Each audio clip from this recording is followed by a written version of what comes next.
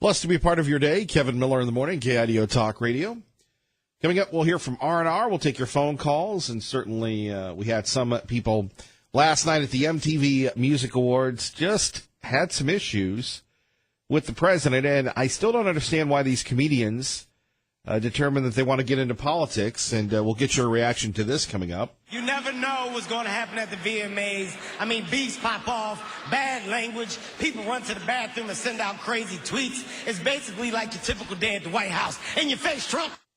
There we have it. Kevin Hart, who was recently here at the Treasure Valley, and everybody was all excited to see Kevin Hart. Wow. Joining us now from New Jersey is Michael Busler. He is the author of Whose Economy, Obama's or Trump's? Michael, good morning. Morning, Kevin. How are you? It's my pleasure to be here. Well, thank you for joining us. First off, Sure. are you surprised at the economic growth that we've had so far? Actually, I'm not. I forecasted that this would happen, and just as soon as President Trump reversed the policies of President Obama, I knew the economy would take off. So I'm not surprised at all. I am a little surprised, although maybe not, that the mainstream media is trying to give credit to for this robust growth to President Obama. The reality is President Obama never considered economic growth a priority. His priorities were to cure perceived social injustices. In other words, it's an injustice that everybody doesn't have health care. It's an injustice that big business takes advantage of consumers. It's an injustice there's not enough food stamps to go around. Injustice there's not enough welfare to go around.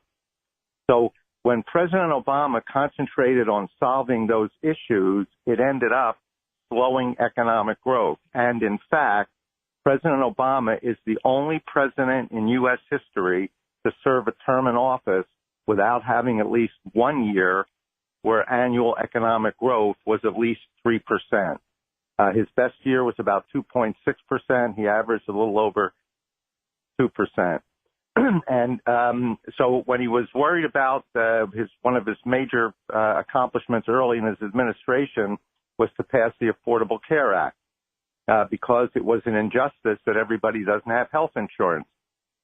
So he passes the Affordable Care Act.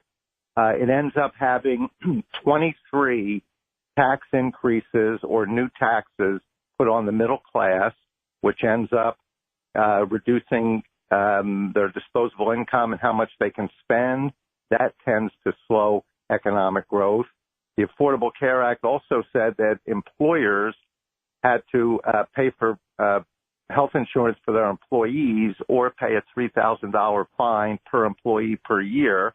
That added to the cost of labor for business, again, tended to slow economic growth. President Obama was also concerned that big business is taking advantage of consumers, so he passed some regulations. He had Congress pass the Dodd-Frank bill, which eliminated what President Obama referred to as predatory lending, that is giving mortgages to people who really can't afford them.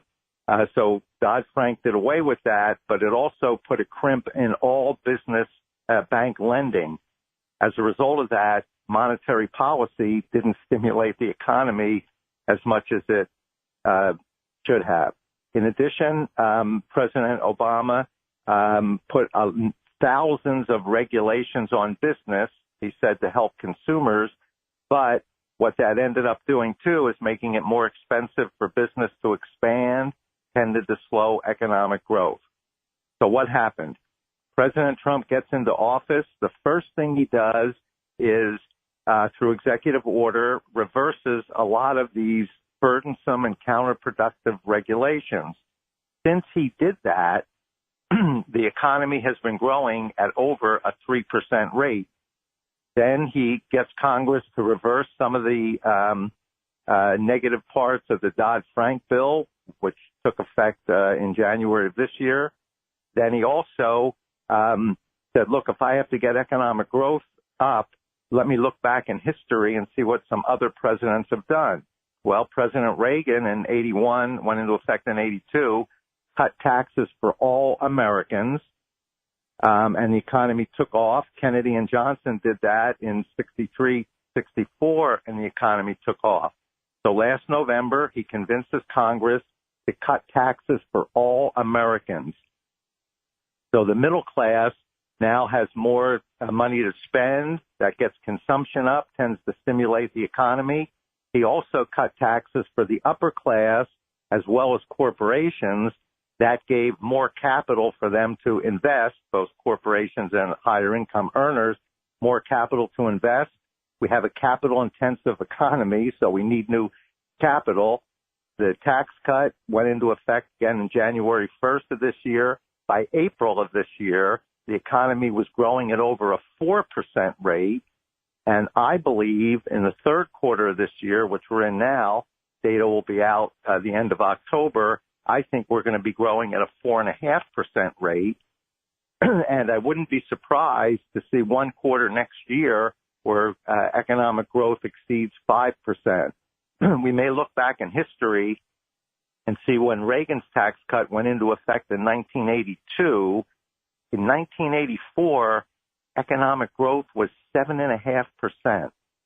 So the growth that we have today is all a result of President Trump putting economic growth as a top priority, reversing a lot of what President Obama did, which ended up slowing growth, and that's why we have the robust economy today.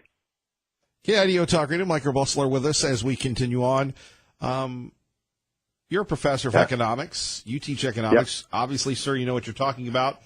What about the issues with the debt and the deficit and how it affects our American national security? Yeah, well, certainly an annual deficit is not a good thing. Every time we run a deficit, it adds to the public debt, which is now approaching $21 trillion, and it's a problem. But the increase in the deficit and adding to the debt is not a result of cutting taxes. It's a result of increasing spending. In other words, through the first 6 months of this year, tax revenue to the government is about 1% higher than it was last year, even with the tax cut. The deficit is going up because spending has increased. Military spending has gone up, and spending on other programs has also gone up. Now, the thing is, President Trump will confront this spending issue next year. You may recall last September when he signed the big spending bill that added to the deficit, his words were never again. So once he gets the economy growing, once he gets the tax structure fixed, most of which he's done, the next thing he'll tackle is to try to get government spending under control and come close to balancing the budget, recognizing that public debt, as you said, is a threat to national security. The interest rates are relatively low now, but as they're going up, it'll be more expensive to carry that debt, and it's going to start using a lot of government spending. So President Trump will tackle that next, and you're right, it is a problem that we have to deal with. How would you deal with it? Well, I would cut spending. There's a lot of waste in government spending, and a lot of money is being spent on social programs. Over half of government spending goes for Medicare, Social Security, and other what we call income maintenance programs. So certainly you don't want to leave anybody who's vulnerable in a bad position, but these programs are really not sustainable into the future. Although the Social Security has got to be fixed because we have so many baby boomers retiring and living a lot longer that the system is not going to be able to cover everybody. So the only way out of it I see, and it's not very popular, is they're going to have to raise the retirement age significantly, probably at least 70, and I would think in the next few years start thinking about 75. Now, I know that's not a very popular thing, but keep in mind when they put Social Security in 1935, the life expectancy was 67. So you retired at 65, you collected for a couple of years. It's a sustainable system. Today, the retirement age now is 66 for Social Security, goes up to 67 shortly. But people are living to be 75, 85, 95. You get people living to be over 100. Well, Social Security, you can't work for 45, 50 years and then try to collect benefits for the next 40 or 50 years, 30 or 40 years. It doesn't work. So we're going to have to address that, and I think raising the retirement age and probably raising the age to which you can collect Medicare will also have to be done. I know that's extremely unpopular, and it won't affect anybody today. They say for people that are probably 55 years old today, their retirement age is going to go up. So it's not going to affect anybody that's currently receiving benefits, but we recognize we do have a problem, and we are going to have to address it in the near future. Well, again, that sounds good, but really, isn't it just that we have so many baby boomers, and we're in kind of a little flux here, because we have this generation in between, Generation X, which is a lot smaller, in between the two major age cohorts. So, I mean, even if you raise the retirement age, the generation that's going to be hit is insignificant compared to the people that are collecting it today. And politically, how could you sell that to the American public that your retirement age would be 75? I can't see that selling. Can you? I think it's going to be extremely difficult, but you have to look at what the alternatives are. The system is going to go bankrupt for just the reason that you said. The way it's set up is the people that are working, we take Social Security out, and it covers the people that are collecting benefits. Then the people who are working, when they collect benefits, the next generation covers them. And you bring up a good point. The assumption is that the population mix, the percentage of people working, the percentage of people collecting, the mix stays about constant. But that's not happening. Now there are so many more people collecting and so fewer people working that we can't possibly sustain this. So what are the choices? You can raise the Social Security tax. It's already 6.2%, and it's really 12.4 because your employer pays half of it for you. So you could raise that, but I don't know how much you could raise it. Most people, middle class, pay more in Social Security tax than they do in income tax. So raising the tax will be very difficult. You could take the cap off it. Right now it's taxed 6.2% up to about $128,000. You could take the cap off it and say it applies to all wages. Now you get some pushback on that too, because someone says, hey, look, if I'm paying a lot in, I should get a lot more out when I turn 65, and that's not going to happen. So that's not a very desirable, I don't think, option either. There are no desirable options. So when that happens, you have to pick the one that's the least undesirable. And I think the least undesirable is probably raising the retirement age. And it'll be done gradually. You're not going to go all of a sudden change it from 67 up to 72 or 75. So it'll be done over time. Every year we add a month or two to the retirement age, but it's going to have to go up. And people are going to have to be working longer. Now, fortunately, people used to feel like you were old and ready to retire at 65. Today, people are working well into their 70s. President of the United States is in his 70s. Some of them choose to. Some of them have to. Yeah. Yeah. The ones that, if you're counting on Social Security for your the only source of income for your retirement, you're going to be in a lot of trouble. So I tell all my students, in their 20s, I said, look, once you start working, I know there should be Social Security, but who knows what's going to happen when you get there. I would plan for taking care of my retirement myself through putting money away in investments, 401ks, et cetera. If it turns out that there's Social Security there when you're old enough, then you're just a little better off. If it turns out that the program's not doing very well, then at least you've covered your own retirement. People have got to take more individual responsibility. The whole thrust of the Obama administration was you don't have to be responsible for yourself anymore. The government will take care of you. Well, that's what's led to the stagnant economy and other economic problems. People start to feel entitled for things.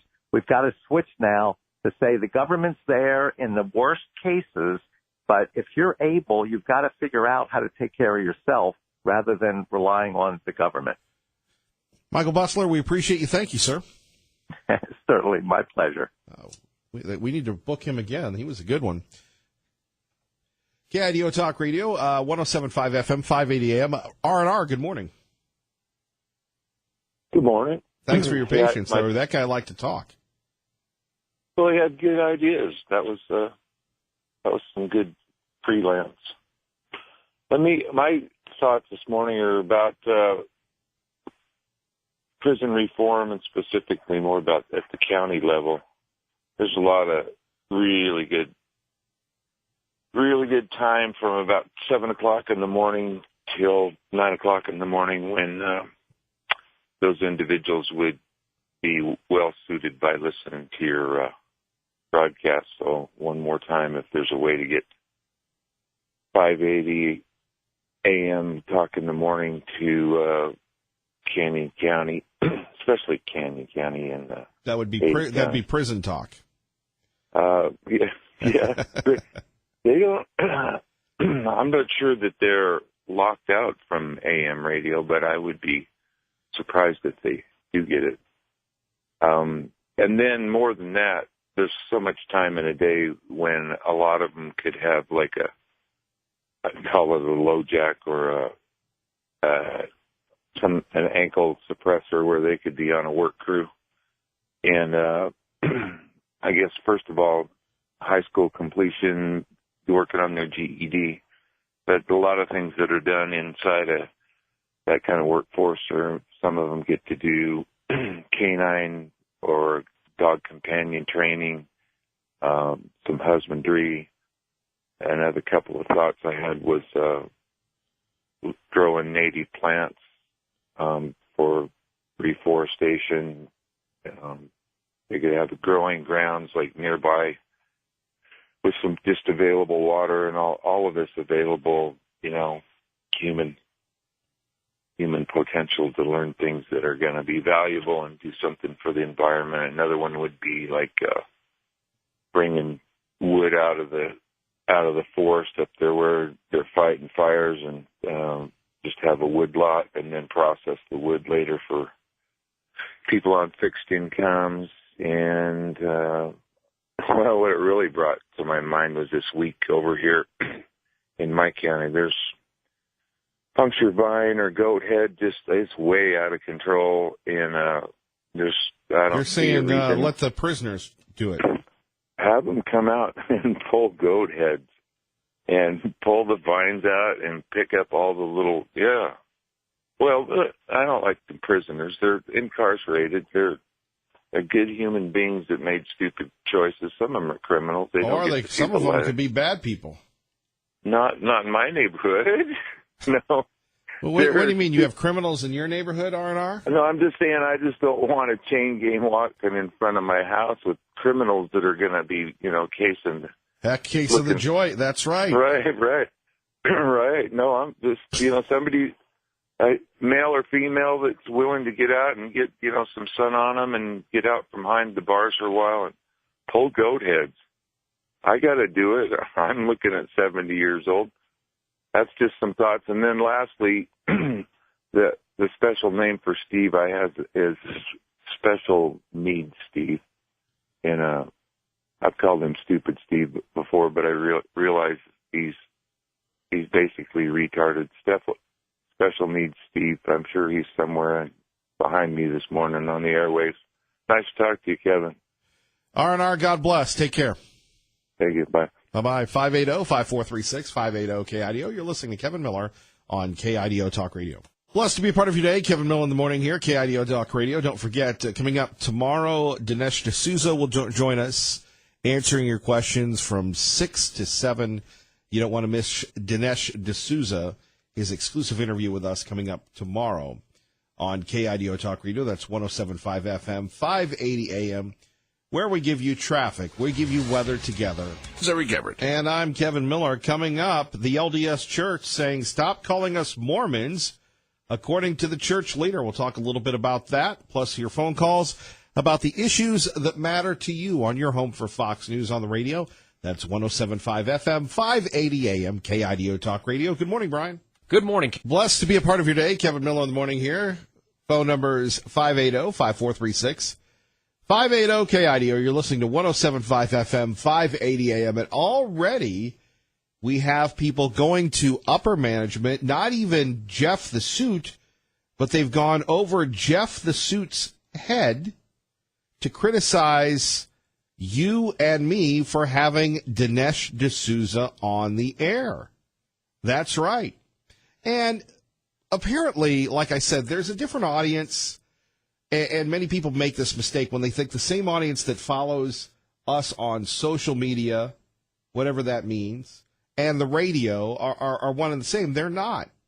So I put up a blog, KIDOTalkRadio.com, about Dinesh D'Souza coming on Wednesday morning at 6 o'clock. And the big boss received an email from a gentleman by the name of Ryan. And I can't really go into it too much because it's profanity-laced, but it shows you, when people say the lack of civility, when people talk about the lack of common sense and respect, usually they're saying, well, those right-wing extremists.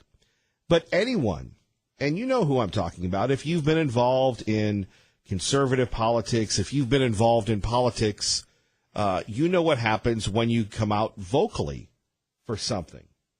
People attack you personally. They attack your family with mean, nasty comments. So coming up after Tanya J. Powers, coming up after Liberal Steve, we're going to share with you this attack on all of us, profanity-laced attack to the corner office for having a guest on the program. I guess this individual does not believe in the First Amendment or dissent. Joining us now, our political expert. Sorry. Tanya J. Powers of Fox News Radio. Good morning. Good morning. You know, as someone who we hold personally responsible for the success of the Trump presidency, I mean, without Tanya J. Powers breaking that story, Donald Trump may not have won. Are you done? I get that a lot. Are you done?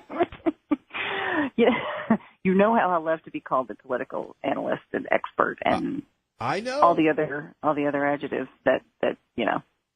It's just my way of showing my affection. By the way, we will get on topic right after this clip. Hopefully, it will fire.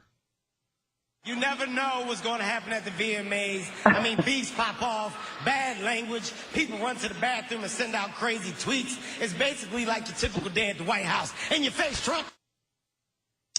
How can you top that? Yeah, you're referring to the Kevin Hart moment there last night at the VMAs.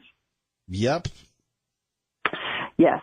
They did get political, as I think everybody probably expected, that we would see some sort of, political bent somewhere. That's kind of par for the course these days. That wasn't the most political thing that we saw, though. I think the largest display of that was probably the song when Logic and Ryan Tedder were joined on stage by about 24 immigrant children and their parents, and they were wearing T-shirts that said, "We are all human beings." And this was, of course, to protest the president's separation and detention policy of those families at the border. That was a pretty large political statement as well. Did anything good happen, or was it all politics? Well, it was a good night for some of the artists who took home, moon person statues. So they're, some of them are pretty happy this morning. I hear Madonna got in a little hot water of her tribute to Aretha Franklin. Yeah, because she kind of made it all about Madonna instead of about Aretha, and that's sort of where the backlash came from. If you happened to be on Twitter last night, regardless of whether you were watching the show on TV or not, it was swift. Let me put it that way. There were a lot of people who did not like her, rambling monologue about her, and I think everybody, sort of expected whoever was going to do an Aretha tribute to put more of the focus on Aretha. And she apparently didn't, to suit a lot of people, and they were pretty vocal about it on Twitter. People weren't happy with that for the most part. Well, I mean, it is Madonna. True. And it would be difficult to do an Aretha tribute that made everybody happy. You know, it really, I mean, that's a tall order when you're trying to put together something that, you know, it fully encompasses what she did and, you know, her music. That's kind of difficult, honestly. I suppose, but that's why they get the big bucks and they're entertainers. And why not, if you really care, speak from the heart? Works for you. Yeah, I mean, that's what she did. So, like you said, she's the one making the big bucks. So. And she's 60. And I still find this hard to believe because, you know, I haven't aged a day. I don't know about you, but none of us have. You missed the guest the last hour. He was full of good news. He wants to raise the retirement age to 70 or 75. I go, what are you smoking, jabroni? Are you kidding me? I think a lot of people can't retire till then anyway these days. I mean, right, but you should have that. You shouldn't take that away. You know what I'm saying? You should, if you can't retire, but you should still have that in the back of your mind. If I wanted to, I could, but I choose not to. That's true. And I'm sure your listeners have some of them have probably witnessed the spectacle that now is the, you know, being forced out early because of your age. And that's a whole different thing that has happened to a lot of folks, especially in the last, you know, I'll say 10 years since the bubble burst and, you know, and unemployment was so low and everything like that. Then you saw a lot of that. So yeah, I can see where that's definitely one of those conversations that gets people's attention. Indeed. Mm-hmm. I had something else for you, but I can't remember. It was a good one. It was the best ever. Not really. Well, now I'm going to wonder what it was. So am I. Well, Tanya J. Powers, we appreciate you, and a couple more weeks. Life will be good once again until about the end of January, the early part of February. Order will be restored. Order will be restored. Yeah. This sounds very ominous. Oh, come on. It's a little thing that happens every Saturday. No, I understand. I know what it's about. It just sounded very ominous. I mean, of course, you're an Alabama fan, so that must be where that comes from. I'm just, you know, pointing it out. Well, we're all about keeping the order the way it is in college football. Well, I went to a different school, and we're here to disturb the peace. So. Sure. That was State, right?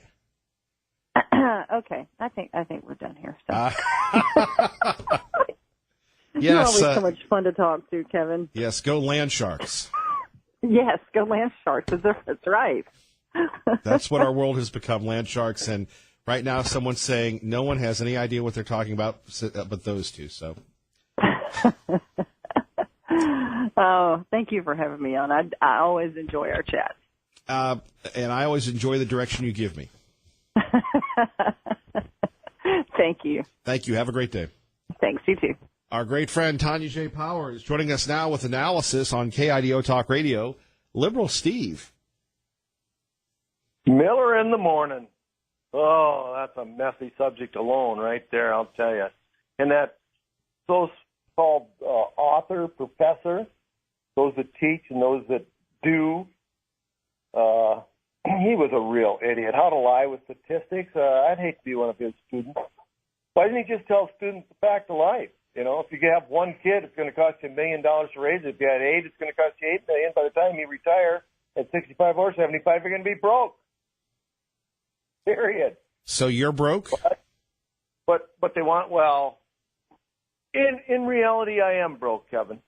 I don't owe anybody anything. I'm totally solvent. But you know what? If I had a serious medical issue, I'd be in big trouble. I'm on Medicare, and I have a supplement plan with one of the Blue Cross or one of the others. I don't know, whoever the agent was years ago. But they still take a certain percentage, and you still have to pay out of pocket. And if that percentage gets too high, good luck, buddy. Isn't that really how the system is rigged against everybody, though?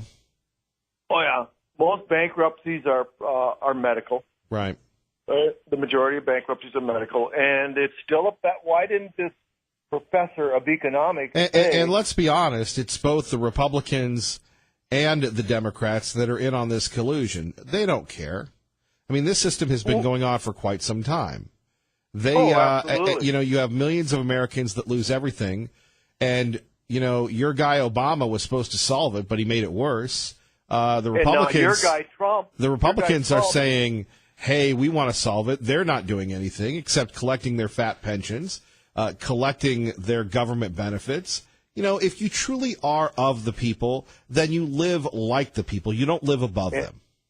And for the people. But your buddy Trump took the chance away for $40 million to even have any kind of insurance. So now they're back going into the emergency room and raising the rate.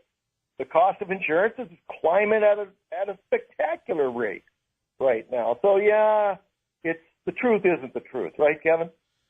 Well, it depends. There's the truth, and then there's the truth. By the way, that's an old line from The Simpsons. Oh, yeah, exactly. Perjury's perjury, period. I don't know where you're going with this, sir. Well, I just wanted to expound on this economic idiot saying people. Well, let's talk a little bit about the nonpartisan medical malpractice that goes on, that continues to go on. I mean, really. Well, absolutely, it goes on big time. But that's all part of being an American. It's funny with all the abortions and all the wars, including the Civil War and World War I, World War II. And what's been going on in Asia and the Khmer Rouge, how many he murdered, millions of skulls dug up, and what's going on over there in Syria and everything. You mean the Khmer Rouge, yes. Khmer Rouge, yes. It was horrible, but since the beginning of time, Cain killing Abel. What does this have to do with health care? I'm just saying there's still too many people on the planet. That's why health there's too many people on the planet. What does that have to do with the fact that Republicans and Democrats have equally dropped the ball and seem equally as unconcerned about the health and welfare of the people that give them their jobs? Or are they more concerned about the big money, the big industry, the big lobby that really takes care of them?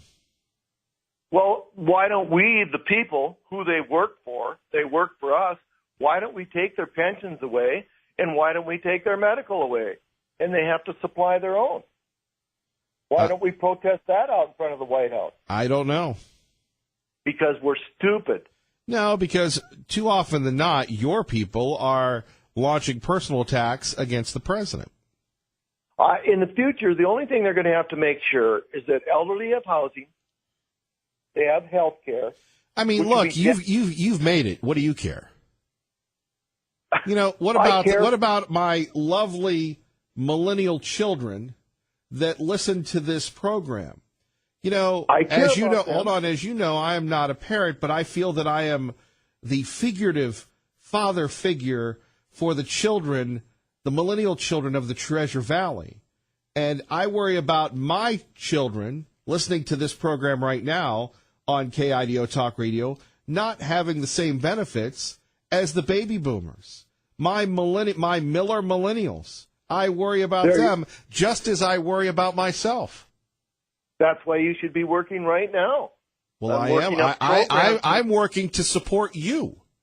I'm paying for your health benefits. I'm paying for your Social Security.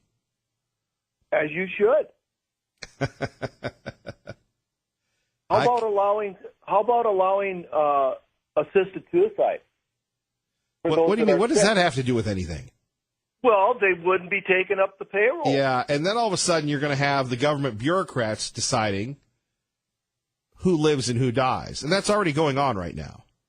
Well, what's wrong with that? If they're not a benefit to society. What do you mean what's going on with that? That is horrible.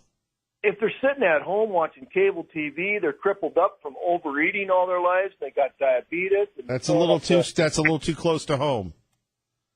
Kevin Miller, KIDO Talk Radio. And don't forget, Dinesh D'Souza 6:05 Wednesday morning. Mike Tracy joins us now on KIDO Talk Radio. Good morning, Mike. Good morning, Kevin. I just wanted to, there's one particular issue about too many people on the planet and not enough food to eat and famine and that one of the things in his kind of erratic discussion you had with him where he was all over the map. Just a really interesting book that I read back in the 80s by P.J. O'Rourke, a very cynical conservative writer, really a brilliant man. It was a book called All the Troubles in the World, and he had several chapters on all these different things that these straw men that people like to talk about, especially too many people on the planet. And he went to the most famine-ridden countries on the planet and visited them and did research. And he found that 95% of the reason that there was famine is that the governments were not giving the food to the people that they actually had there. There would be millions and millions and millions, sometimes almost billions of dollars worth of food in storehouses that the government wouldn't share with their people, that the United States government had given them and other relief agencies had given those countries. And this was back in the 80s. We're talking almost 30 years ago. So, that's just one issue. Zero population growth. I started reading about it back in the 60s, 50 years ago. And, it's a myth that we can't feed the people on this planet and take care of the people on this planet. It's governments that are the ones that interfere and hurt people. And one of the great things about the United States, and we're heading back in the right direction, is that we got a government that's starting to get out of our way and let us run our own lives instead of having the government run our lives from cradle to grave. Well, Mike, as someone who has worked in government and continues to be involved in campaigns, elections, and governance, where do you see this Social Security issue? You've tackled this before. I started writing columns on the Social Security issue, that Social Security, people should have the option of either staying in the program or taking the money and putting it and investing it themselves. And if they don't have it done properly, then a percentage of it could continue to go to the government, but a bigger percentage of it, and they could phase it in just like they've been phasing in the H thing. I can't draw mine till 66 years and 2 months. It used to be either 62 or 65, and by the time you get there, you're going to have to be 70 years old before you can draw full Social Security. Everybody's just full of good news. Well, bottom line is you could phase in a change from Social Security being a full-blown entitlement to allowing just slowly but surely moving and allowing it to be privatized. It's been a Ponzi scheme since day one. And anybody that does, and if they had left the money alone and not borrowed the money out of and had the lockbox that Mike Crapo started talking about and others talked about in the 70s and 80s and not touched that money, we would have more than enough money for the Social Security program all the way into the next century. But they borrowed the money, and as Dave Petz always talks about, that compound interest. If we had left all the money in there that should have been left in there, there would be no problem with the Social Security program. Mike Tracy, thank you. And I'm Kevin Miller, Fox News Next, and you're home for Fox News on the radio, KIDO Talk Radio. Don't forget, Dinesh D'Souza joins us Wednesday morning at 6:05. Appreciate you listening. Don't forget, great information, details on a lot of local events, and tomorrow we'll be giving away tickets to the fair as well. All on KIDOTalkRadio.com. Good morning.